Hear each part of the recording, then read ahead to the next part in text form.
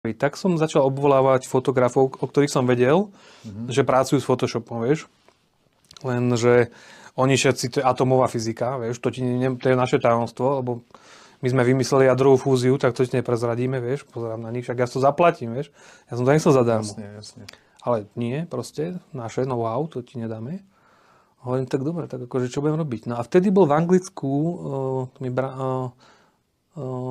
ja si nespomínam na to meno toho fotografa.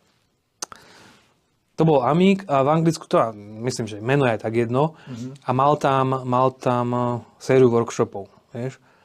Hovorím si, ty bro, že to by bolo super, lebo to by som konečne sa dostal k tomu, čomu potrebujem.